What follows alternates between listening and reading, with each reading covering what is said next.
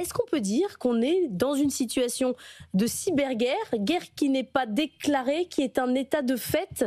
Exactement, c'est-à-dire que, comme vous l'avez dit, la cyberguerre ne se déclare pas, elle se subit.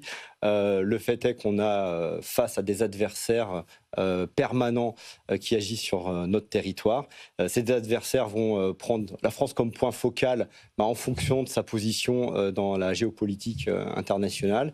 Et là, en l'occurrence, le soutien à l'Ukraine nous attire les foudres des activistes, des groupes criminels et évidemment des hackers étatiques de la Russie. Si vous regardez l'Europe, on est plus concerné que d'autres pays par les cyberattaques? Alors, on a deux raisons d'être plus concernés. La première, c'est le leadership fort que le gouvernement français prend sur le soutien à l'Ukraine. Et la deuxième raison, c'est un peu le contre-coup d'un plan très ambitieux qu'on a eu en France, qui est le plan fibre. On a construit des boulevards, des autoroutes pour connecter toutes nos entreprises, tous nos foyers au monde entier. C'est un plan qui a duré 10 ans, qui a coûté près de 20 milliards. C'est excellent pour la compétitivité, mais forcément, ça nous fragilise par rapport à des attaques, car tout le monde peut être atteint. Caroline Noyer. On parle beaucoup de réarmement en ce moment, mais de quelles armes numériques on dispose? Est-ce qu'on a assez d'équipements? Est-ce que nos hommes sont bien formés? Est-ce qu'on a de bons hackers? Alors, on a tout cela, mais on n'en a certainement pas assez. Et ce qui va manquer le plus, c'est une grande ambition, une grande coordination. Sans aucun doute, on a parmi les meilleurs talents en cyber, on a de très belles technologies, il y a de belles startups qui font de belles choses. Maintenant, comment est-ce qu'on coordonne tout ça? Si je reprends l'exemple du plan fibre, c'était 20 milliards sur 10 ans. Quel est l'équivalent du plan cyber actuellement? Quand on regarde, on est un peu moins d'1 milliard. Donc on voit qu'il y a une disproportion entre l'infrastructure qu'on a mis en œuvre et les moyens qu'on a décidé d'engager pour la protéger. On se bat concrètement contre quoi aujourd'hui? Parce que vous dites les attaques sur la fibre, on a vu les attaques sur les entreprises, il y a eu le cas Harvest dernièrement, mais il y a aussi une guerre plus complexe, intellectuelle, là où on essaie de manipuler les esprits. On se bat comment contre ça?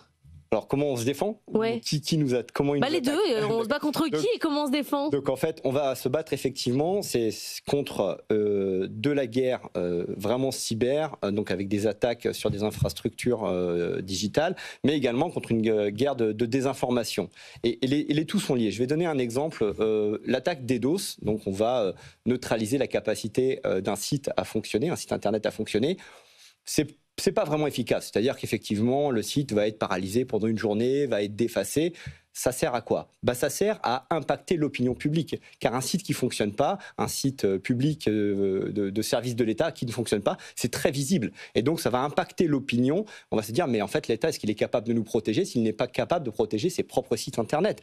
Et après, on va rajouter de la guerre de désinformation, c'est-à-dire qu'on va jouer sur les polarisations de la société, et on n'en manque pas actuellement. Et donc là, il va y avoir des campagnes de désinformation, des campagnes d'influence sur les réseaux sociaux, coordonnés avec des attaques cyber de petite ou grande envergure pour donner à l'opinion publique française un sentiment de vulnérabilité et de manque de préparation. Mais c'est des faux comptes Twitter comme ça qui montent, ou c'est payer des intellectuels pour qu'ils défendent un certain nombre de théories? C'est quoi? C'est absolument les deux. Et on le voit. On le voit, les enquêtes qui sont menées par la DGSI, par l'ANSSI, donc sur le côté humain ou sur le côté cyber, montre qu'il y a une coordination de ce type d'attaque. Caroline. Et dans cette guerre digitale, les réseaux sociaux, c'est une arme redoutable, vous diriez? Est-ce qu'on est équipé pour lutter contre cette désinformation? Est-ce qu'aujourd'hui, on a les outils pour le faire? La réglementation? Alors, encore une fois, les outils, oui, mais est-ce qu'ils sont mis en œuvre? Tout revient pour moi d'un manque d'ambition et de coordination.